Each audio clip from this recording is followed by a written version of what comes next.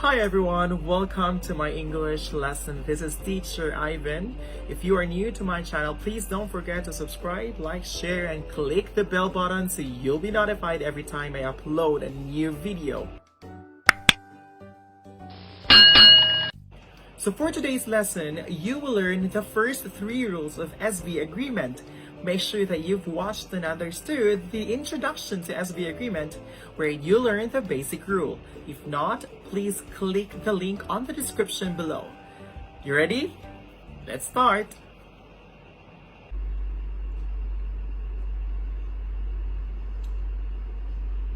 Rule number 1.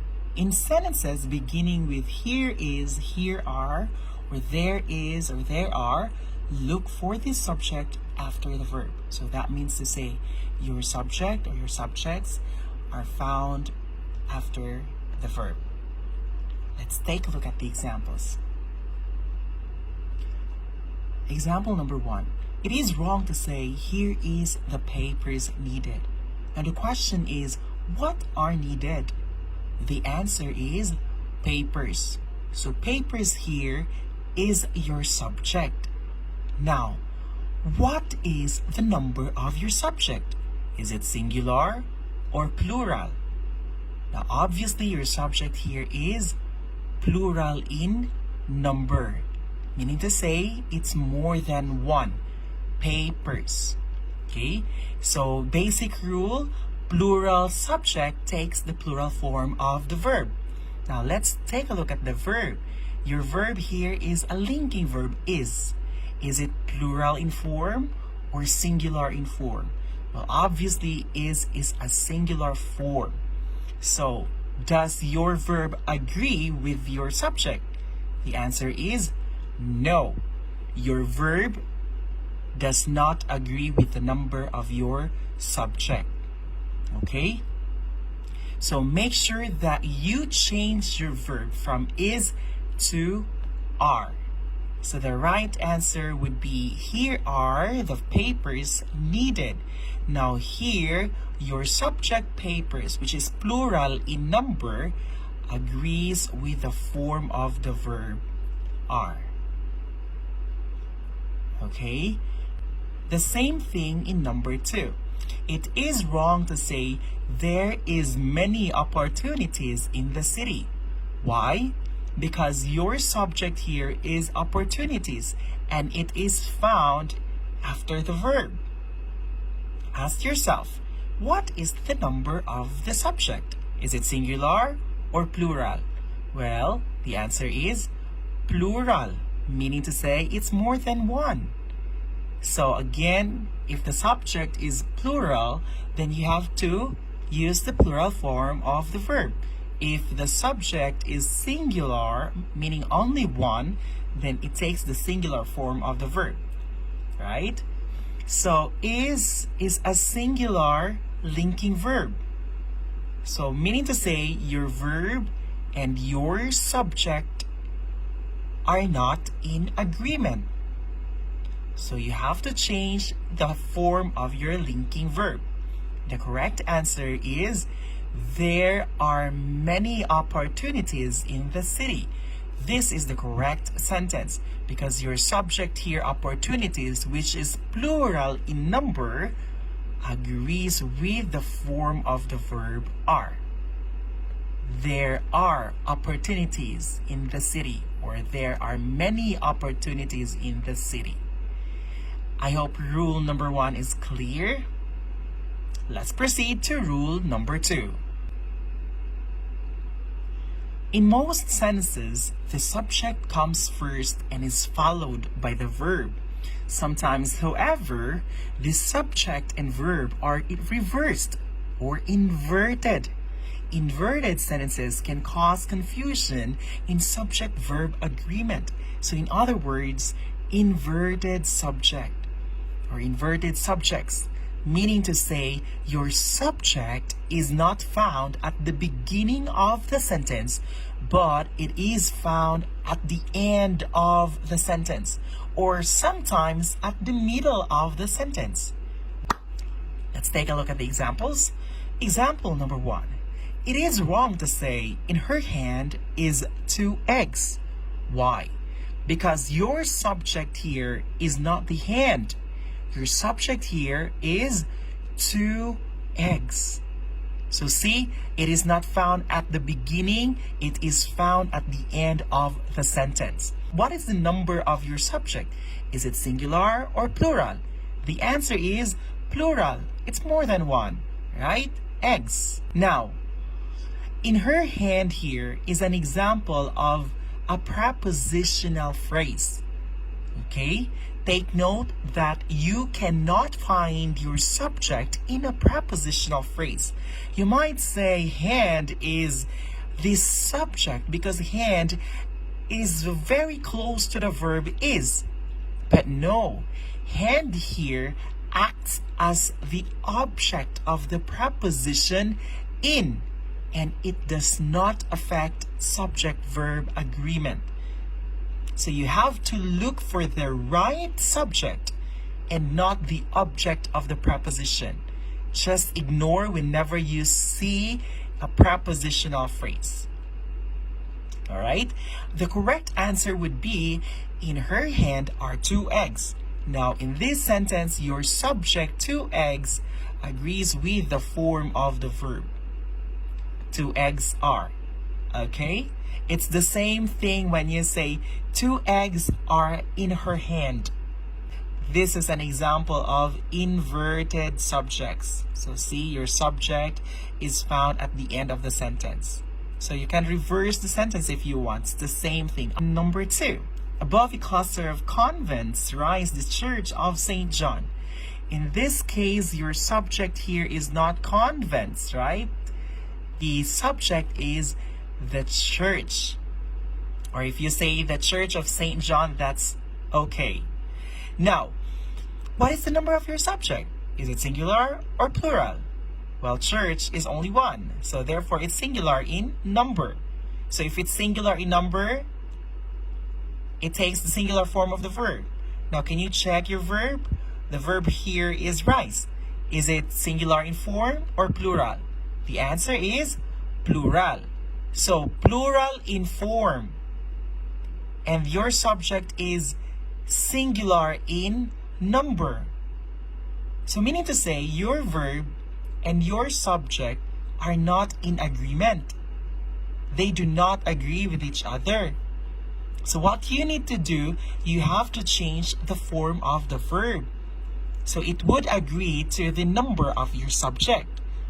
Right?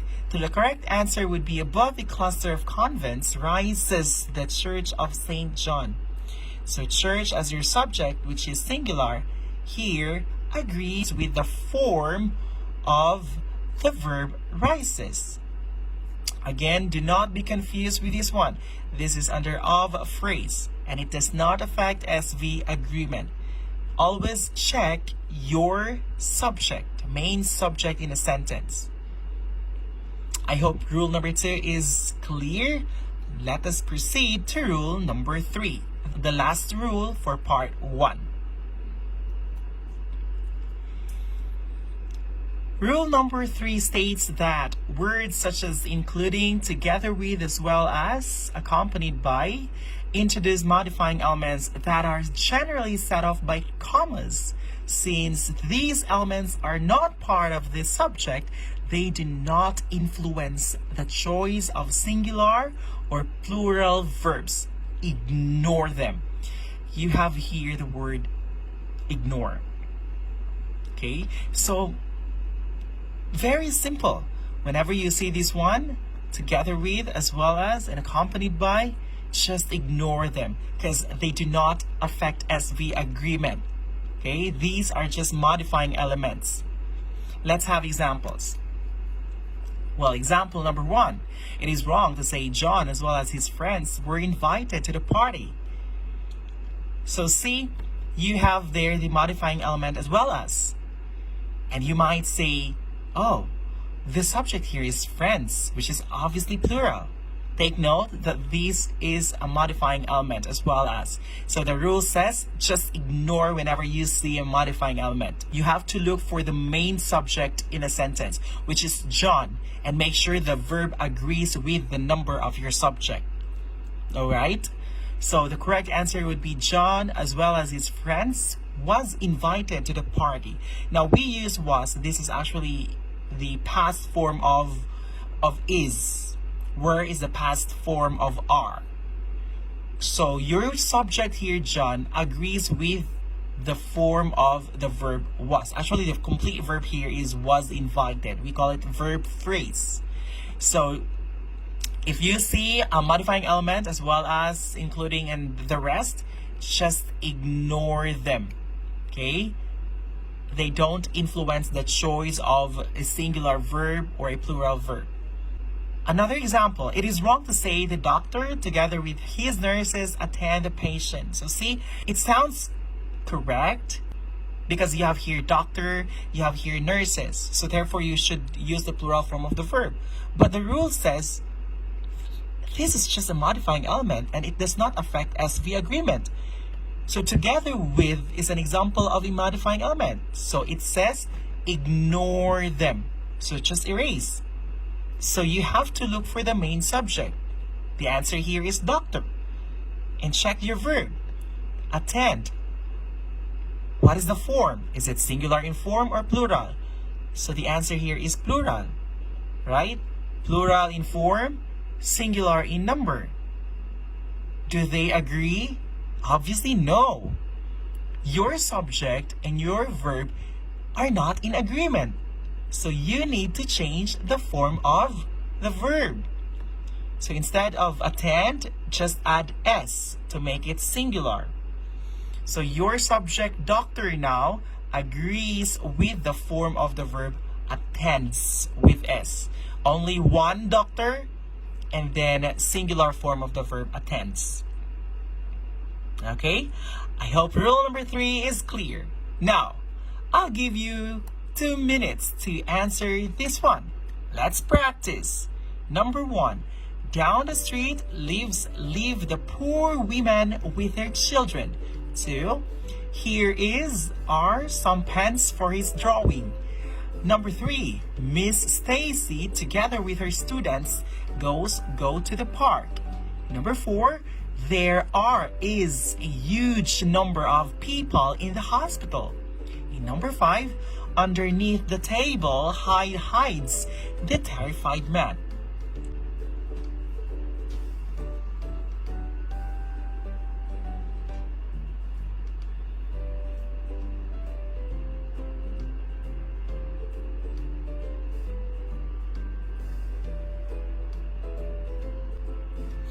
Alright, let's check your work. Number 1. Down the street live the poor women with their children. Now, what is this subject in a sentence? The subject is women. What is the number of your subject? Is it singular or plural? The answer is plural, women. Okay? So if it is plural, then you have to use the plural form of the verb. So therefore, the answer is live without S. Women live. Number 2. Here are some pens for his drawing. What is the subject in the sentence? The subject is pens. What is the number of pens? Is it singular or plural? The answer is plural. It's more than one. Pens. So therefore, you have to look or use the plural form of the verb. The answer is are. Here are some pens for his drawing. Number 3. Miss Stacy together with her students go to the park. So this falls under rule number 3. Modifying element you have here together with, right? So the rule says ignore them. So you can remove this one and you got there. Miss Stacy go to the park. So what's the number of your subject then? Stacy, Miss Stacy, it's singular. Only one. So therefore, you have to use the singular form of the verb. The answer is goes. I hope you got it right. Number 4, there is a huge number of people in the hospital. So the subject here, which is after the verb, is number. Okay? Question: what is the number of your subject? Is it singular or plural? The answer is singular in number. So therefore, you have to use the singular form of the verb. The answer is. So is agrees with the number of your subject. In number 5, underneath the table hides the terrified man. This is rule number, what rule? Rule number 2. Your subject is found at the end of the sentence, not at the beginning. Because when you say underneath the table, this is an example of a prepositional phrase and it doesn't affect SV agreement. It doesn't have a bearing.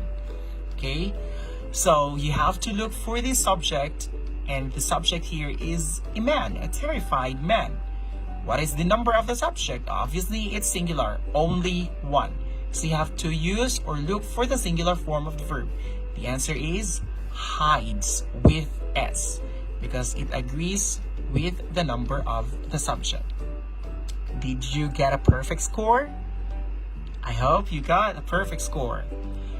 Alright, so that's it for today. I hope that you learned the 3 rules.